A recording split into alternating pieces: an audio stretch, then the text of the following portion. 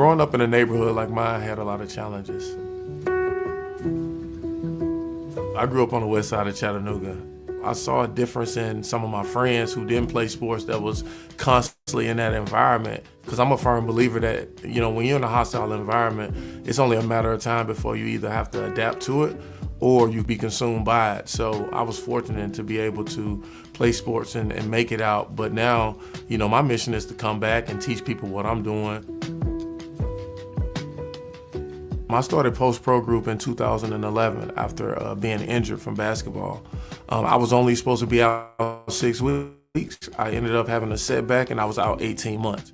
Being out that long it forced me to start thinking about life after basketball. My dad passed when I was young, so my uncle kind of helped. He was in real estate up in Detroit, and he used to always have all these real estate books. When I was younger, I never read the books. I didn't start reading them until I got older. And I just started, gravitating towards real estate. The mission of Post Pro Group is to inspire and help other athletes either start or invest in businesses and show them, lead by example and show them that, hey, there is life after sports. The name kind of speaks for itself, Post Pro, life after the game.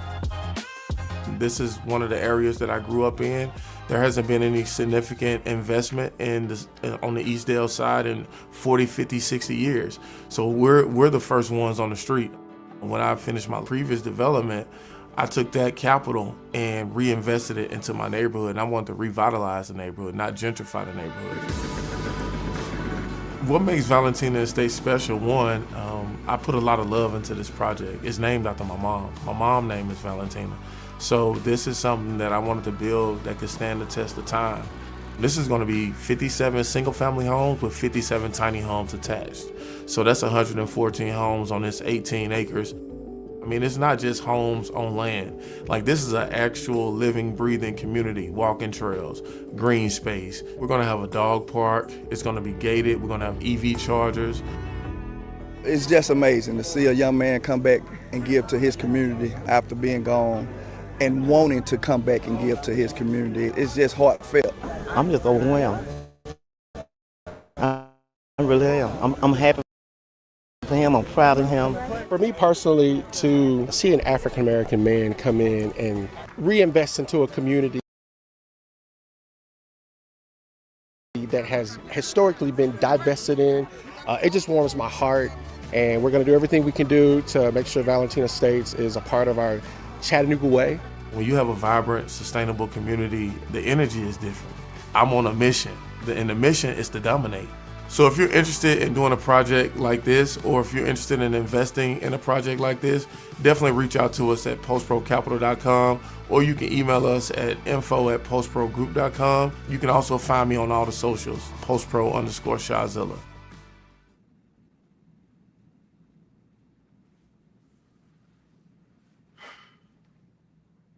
All right, we good, Lex?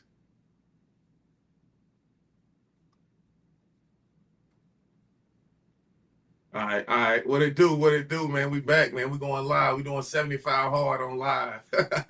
If y'all familiar with 75 hard, man, I'm going live every day for 75 days straight and giving y'all some games. So make sure y'all jump in the comments, ask me any questions y'all got on real estate, on any level, but I'll be specifically talking about real estate development. But if y'all got questions on real estate, definitely jump in the comments. I got my team.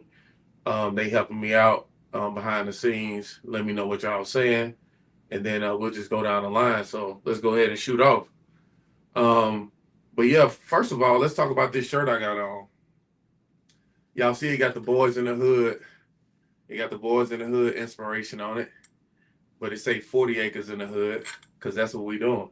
And we trying to inspire everybody else to buy up their hood. So, don't believe the hype. Everybody talking about it's undervalued. Don't invest in the hood. Shit, the hood is where it's at. You're gonna get in at a cheaper price. Everybody overlooking it. That's an opportunity. I know we talk about location, but when you buy up everything, you create the location. First thing we did was we brought the car wash back. Now we also read the 10-year plan. It's a food desert. We need a grocery store. Also need a bank that's in the 10-year plan. So if you can jump in front of that, bring that to that side of town, you can build that whole side up. And that's not gentrification, that's revitalization. So taking stuff that's undervalued and adding value to it. So what questions we got, team? Drop them in the chat. We live on Facebook, LinkedIn, YouTube, 2 YouTube pages, 2 IG pages, X, TikTok.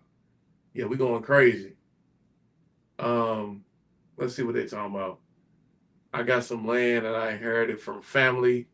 What should I do with it? Man, I need more information than that.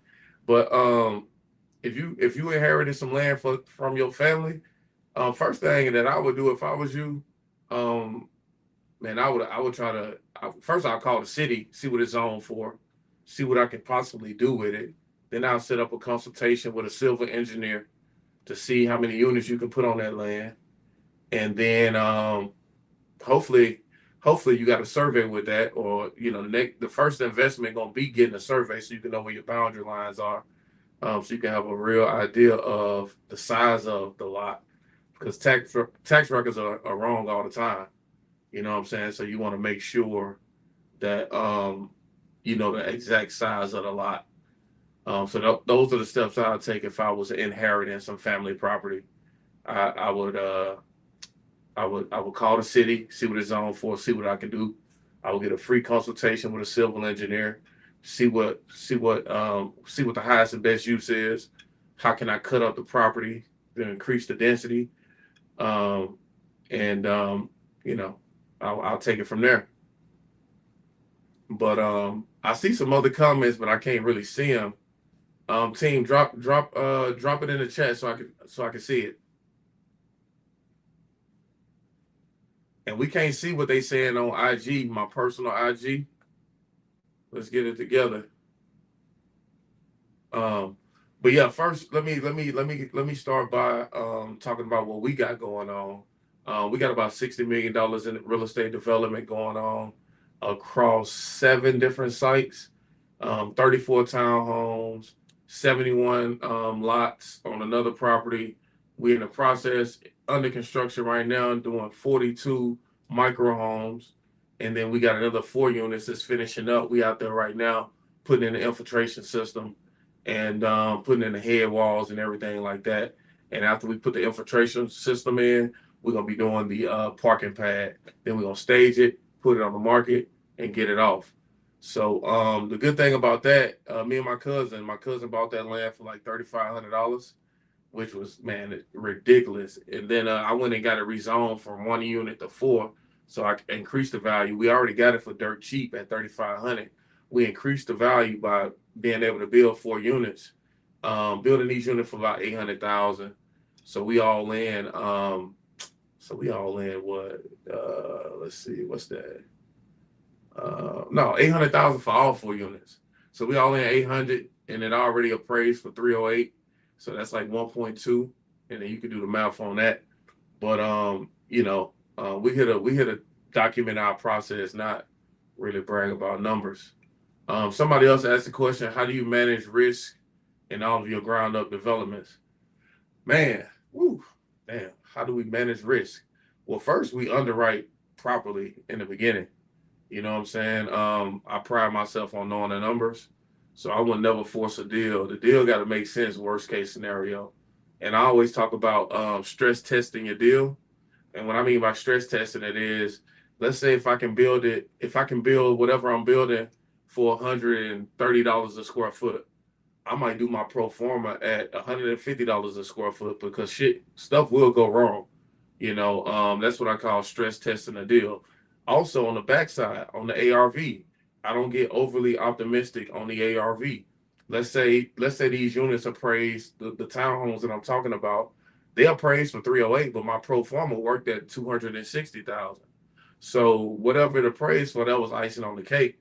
And then also too, what put me at ease is, if I'm listing them at 315, but if they sit on the market longer than what I want them to sit on, I can reduce the price 20% and still, make out, because I was willing to move forward at 260, and they appraised for 308. You know what I'm saying? So that's kind of how we do it there.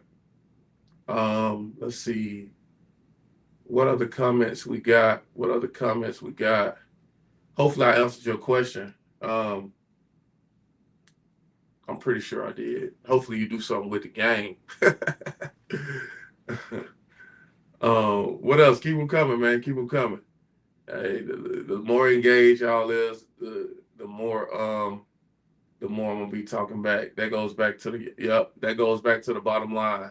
Yep, it does. So what was that? That was what, 48,000 a unit? That's almost 50,000 a unit. That's almost 200K that wasn't even on the pro forma that we may make out with. Now, we did have to pay 35,000 for an infiltration system that wasn't on the budget. So that take it from 200K down to about, 165. But I mean, all that, that's going back to the bottom line for sure. And another thing too, make sure you got your capital stack in hand. You know what I'm saying? Like whether you going to be raising from private investors. See, I do a hybrid of both. I raise from private lenders. Then we get a hard money lender to go vertical because people don't want to lend on the dirt. A lot of lenders are scared of lending on the dirt. I don't know why. It's only real estate. But what I get back a lot from lenders is, hey, if something happens and we have to take it back, we don't know what to do with the dirt. And I'm like, do what I do with it. You know what I'm saying? Get on the live and I'm gonna tell you what to do with it. But we pretty much finance the dirt dollar for dollar until we get to the vertical construction of the structures, and then we get on a hard money draw schedule. Yeah, let's see. What else we got?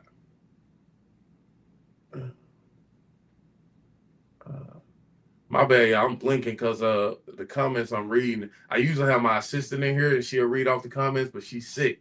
So I'm out here. I'm a one-man show today. How does your in-house construction and development process give you an edge over others? Well, my in-house GC ain't gonna try to beat me. I mean, we got a flat rate. So he not trying to beat me on materials. He not trying to up the score on me on the subs. And I give him every deal. So he know that as long as I got deals, I'm gonna feed them to him.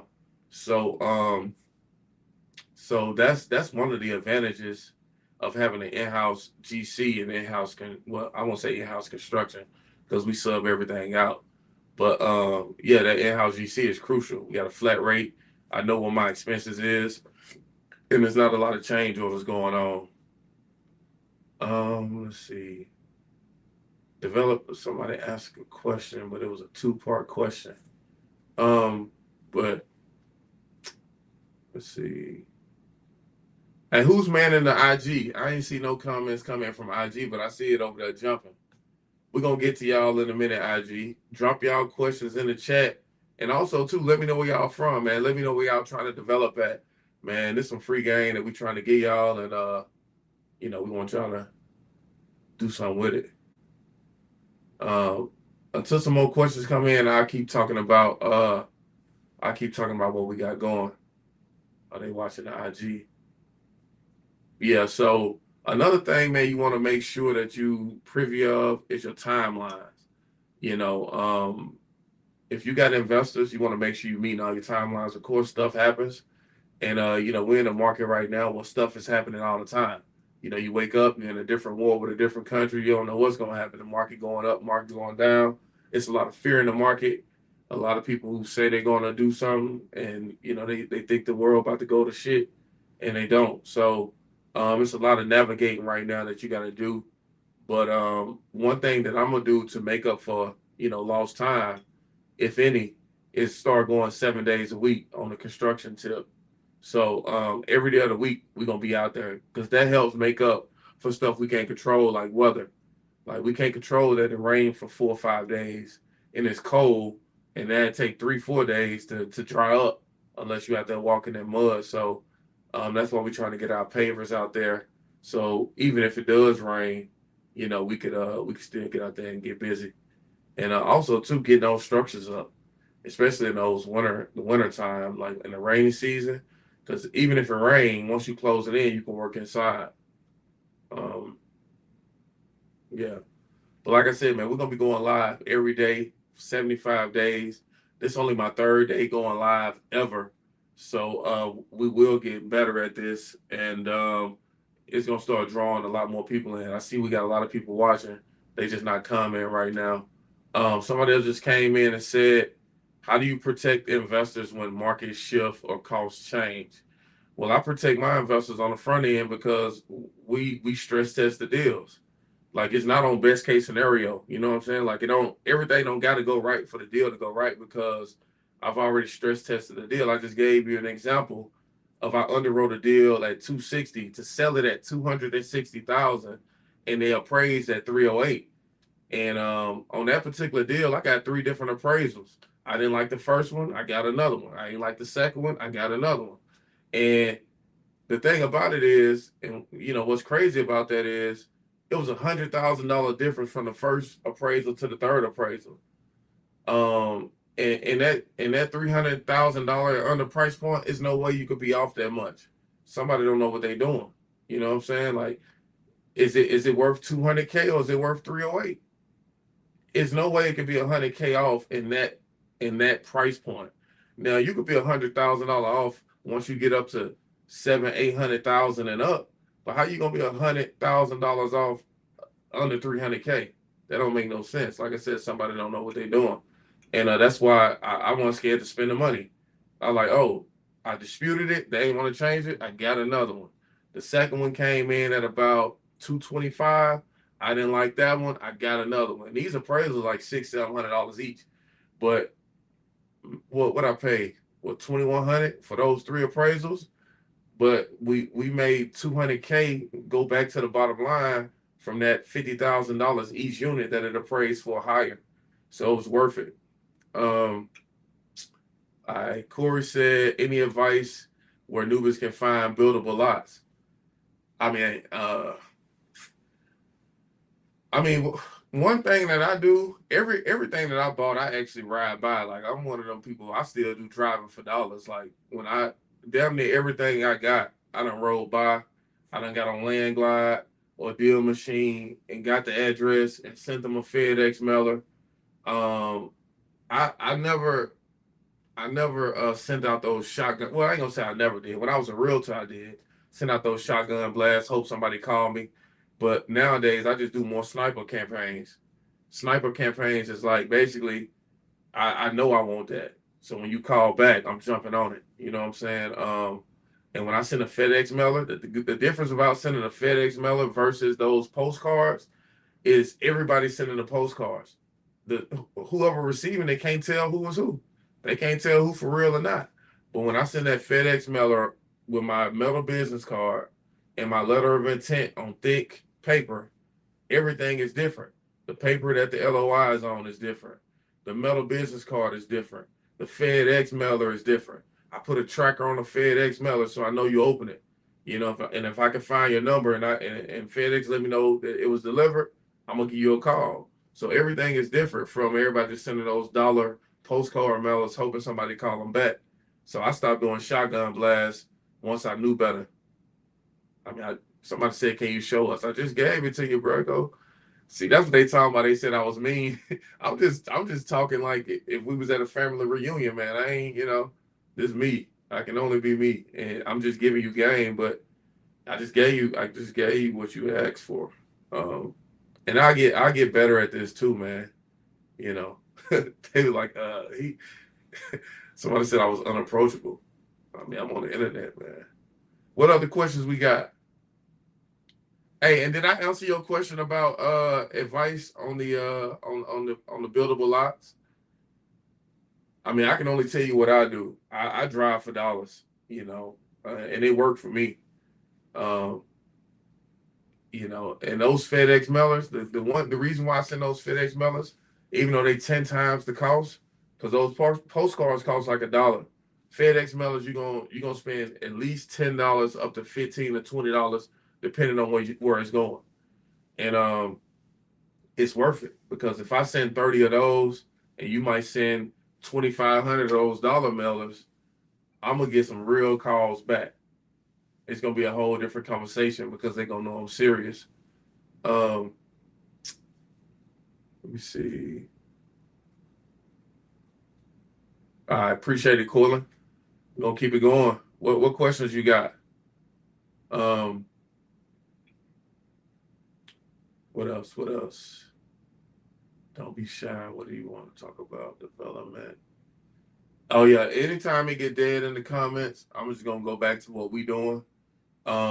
Like right now we're in the process of raising 5 million for all the deals that we're doing. We got about 250 units that we building over the next couple of years.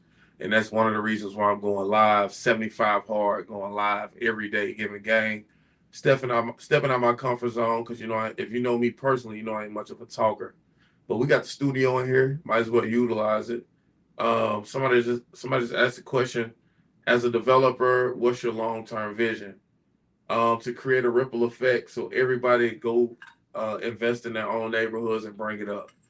So if I got to be the first one through the door and document my process and educate y'all as I go, that's what we're gonna do. Another thing too, I'm not gonna always just be in the studio. When I'm in the city where the development's at, I'll be going live from the site, walking you through everything that we doing in real time. Like I said, on one of my sites, we put in the infiltration system. On another site, we getting everything tied up for land disturbance. I got another site to build 16 townhomes that's shovel ready. So it's always something going on. We talking to the city, we talking to our architects, we talking to our civil engineers, talking to the team, our extended team, talking to investors, going to masterminds. I was in Dallas all week last week at a mastermind. I was in the office this morning at 5 a.m. and it's went live at 7. And after this cut off, I'm gonna do some more work and then I'm gonna move around a little bit tonight. So man, I'm always on go. I always been like that. I always did the most. We'll see. Um, what are your thoughts on multifamily? I like multifamily. I started out in multifamily. I started out cold calling for Jake and Gino. We had a little group called the Deal Dogs. So they had got a catalog with all of my market was Atlanta. Another guy that was in the Deal Dogs, he was calling Kentucky, like the whole tri-state. Another guy had a list calling Tennessee. I had the Atlanta list, so I would cold call apartment owners, see if they wanted to sell. Jake and Gino had the experience. I had the hustle. We worked out a deal. If I got a deal, I would get a percentage. I could either take the money or use it as equity, as a GP. We didn't do a deal, but I learned a lot and we almost did a deal. It wasn't because we made offers. People just wanted too much for those properties. One time I had a portfolio of like 5 different apartments. That would have changed the game for sure. But I started out in apartments, so I'm very familiar with that. That's a good investment. Um, I know a lot of people in trouble right now. A lot of apartment investors are trying to get into self storage. I think that apartment, a couple years ago, everybody got those adjustable rates, and those loans coming due, and rates are higher now. So it's kind of tough on a lot of apartment owners now. They trying to get in self storage. So, but that's why I like to play in that 300K and under market because that got the largest buyer pool, and it's more help for the buyers to get in the units. You got all these programs and stuff, first time home buyer programs. When I see somebody building a five, six, $700,000 house, now a million plus market, that's still good. But 4, 5, 6, 700, that's the middle, that missing middle up to 800. Man, that's tough. You know, when it when the rates go up and everything gets squeezed, the $1 million buyers now approved for 750. A lot of people ain't gonna don't want to go down. But like I said, I like to play in that under $300,000 range. It got the most it got the largest buyer pool. Okay. Oh man. Well, you just threw me off. All right, what else we got? What else we got? We gonna get you a link. Yellow Beezy. We're gonna get you a link. What other comments we got? How we looking? Oh, we're 25 minutes in. All right. What are some of the deal breakers on land? Man, so somebody just asked what's some of the deal breakers on land. Will you entertain anything with wetlands? Man, that's a great question. When I didn't know nothing about wetlands, I walked away from it. But now I know you could build around it. So it was a one property. It had wetlands on it, and I really didn't understand it at the time. But now I know you can just build around it. So this day and age, I will still do a deal with wetlands. It just depends on how big it is, how many spots it is, and it's case by case basis. Um, but as far as a deal breaker on land, I'm trying to think, flood zone. I'm not dealing nothing with a flood zone. It could be in a flood plain because you can install storm drains and infrastructure. But if it's in a flood zone, I probably won't deal with it. What's the biggest risk in development? Man, every part of the game in development is risky. That's why you got to minimize risk from the jump. Development is the highest level of the game you can play. It's also the most risky game because you got the dirt. First of all, let me back up. You got the entitlements, you got the dirt, and then you got the structures, and then you got the exit. You know what I'm saying? So it's a lot of different moving parts. And like I said, man, on any given day, me and my team, we probably talking to 10 different variations of people. The neighbors, like we got one property where we going in doing soil testing, and the neighbors was complaining, so we had to go door knock the neighbors and let them know what we doing. Then you got to talk to your architect, you got to talk to the city inspector, your civil engineer. Like, man, we doing a lot at once, so you got to make sure you really dialed in. And what really makes it risky is not having the foresight of everything that needs to be done and getting it done in a timely manner. What's the difference between a flood zone and a flood plain? Sounds the same. Let me ask my ChatGPT. Now, flood zone mean it's gonna flood. Every 100 years it's definitely gonna flood. Flood plain means that it does flood. So that's my definition of it. And just because it floods, that could be something with the city infrastructure that could be fixed. But a flood zone means it's gonna flood. Once every 100 years or whatever. So that's my answer on that. Let's see. Somebody said, how do you manage it? How do you manage what? But that was a good question. The flood zone and the flood plain. That was a good question. Because the 42 micro homes, that's in the flood plain, but it's not in the flood zone.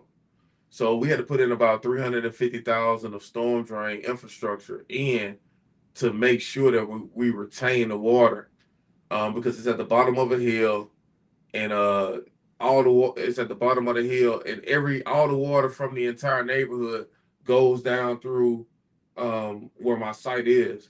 So we had to put a lot of storm drains in, like 350K worth, and then we got 2 retention ponds. So when the water comes, it seeps out within 48 hours.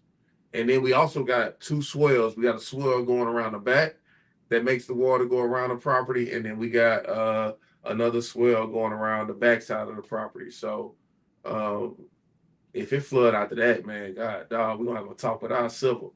Cause I think we over-engineered it, but I think we out of the woods on that one.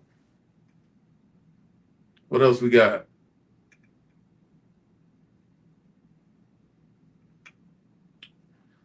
So, and back to what I'm talking about as far as revitalization goes, until more questions come in. Like I said, the first phase we brought back the car wash. That's been up and running for 2 years after being shut down for 7 years. I bought a second car wash, which we tore down, and it was a house connected next to it. I tore that house down. That's what we're doing, the 16 townhomes. We're working on getting financing for that. That's already ready to go. This whole past year, I spent this whole past year getting everything entitled. So everything is really pretty much ready to go. And that's why I'm doing this 75 hard going live every day. So anywhere from, I think we're gonna try to stick to 7 o'clock. But some days we might go at 6, some days we might go at 5, but more than likely we're gonna go at 7. What else we got, T?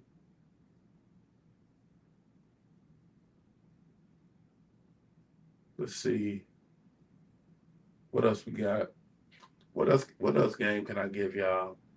Especially if a lot of people, because I get a lot of questions about people inheriting family property. Man, like, you know, definitely do what I told y'all earlier, as far as like calling down to the city, go to a city council meeting. Like, I mean, it's open to the public. You know what I'm saying? You're gonna learn so much by just going sitting in a city council meeting. Just by hearing other developers go up and try to get their projects approved. You're gonna see why it's approved or why it's not approved and what you gotta do to get it approved. So that'll be the first step. And also too, since COVID now, all that stuff is online. Like you can go to YouTube and watch a city council meeting and get your education on.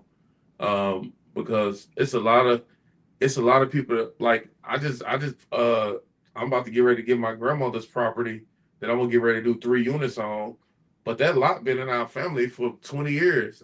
It only came up, when she passed. So, definitely go ask the family, like, do we got any property in the family that's not being utilized? I want to see if I can develop it.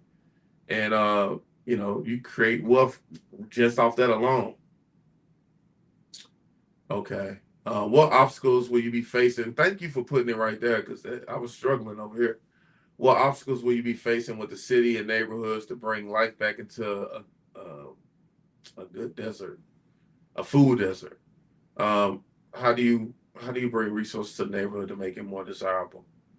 I don't think I'm gonna have obstacles. Trying to bring life back into it. I don't think the city. Well, the municipality I'm in, the city wants to see development, so they don't hassle you on different stuff unless you're just trying to do something that's crazy. I was in one city council meeting and a dude was trying to do an industrial development in a residential neighborhood. So I see why the neighbors showed up in droves and didn't want that. They don't want that at the end of their street. It got to be uniform, like, you know what I'm saying. It got to make sense. So if I'm trying to bring a grocery store and it's a food desert, I highly doubt the city will try to fight me on it. And plus, like I said, I wouldn't do that unless it was in the 10-year plan anyway. What's the biggest risk in developments? I think I already answered that. It's the riskiest game you can play, but it's also the most rewarding and lucrative. So if you can pull it off, it's going to be a good day. But I also say this, man, if you want to get in development, go work for somebody for free and learn. Like I was just talking, dude ask about apartments. I started off cold calling with the only thing that I had was if I got somebody that wanted to sell, I could get in on a deal, and that was good enough for me because I learned so much just by cold calling these big time apartment owners. And it just helped me out in more ways than one. So it really wasn't even free because I was getting education along the way. Let's see. What else we got? All right. Somebody said if someone wanted to be a capital investor on one or all of your projects, how would they contact you? Steph, drop my contact info in the chat, but I'll go ahead and tell you contact@postprogroup.com. If you want to be a capital investor, go to contact@postprogroup.com. And we'll schedule a call and make it happen. But also too, I think we're gonna get ready to set up an investor dinner. I don't know the date on that, and it may be like in Miami or something. So that's one thing. Also, Steph, drop the link to the investment club if anybody's interested in that. But let's see. I'm gonna get out of here in a minute. It's kind of slow. But I'm trying to see what else I could what other game I can get y'all. Let's see. She dropping the links in the chat. And this is gonna be recorded as well. So we're gonna reshare this. But Corey, hopefully I answered your question about the capital partner. Um, because one thing we not short on is deals. We got deals for days. I mean, people still be sending me deals. I'm like, man, I can't even look at it right now because we got to finish what's on our plate. We don't want to die from indigestion. You know, your eyes be bigger than your stomach. We got enough on our plate right now. So if anybody want to be capital partners, reach out, contact at postprogroup.com. Let's see. Damn, somebody just called me back. What else we got? Steph, we got any more questions? I'm going to jet out of here now.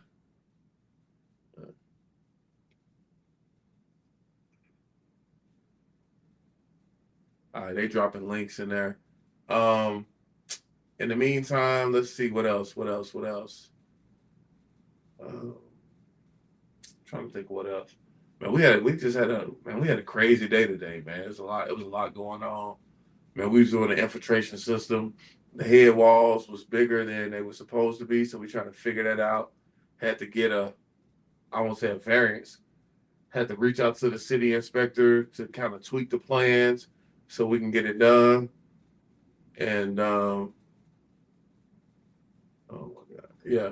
So we can get it done, and yeah, it was a lot going on today. I was over here working. My GC was working. He ain't on here today, but he had a long day. I'm pretty sure. But we got it right. I just put that video up on my story of the infiltration system. So, IG questions loading. Oh, okay. It's a little lag. That's why it's taking so long. But yeah, man, like I said, man, we're gonna be going live every day. Definitely drop y'all comments and questions in the chat. And we're gonna give y'all some game daily, man. We're gonna be doing this every day. I'll be going live for like an hour. My team was like, I need to go for longer.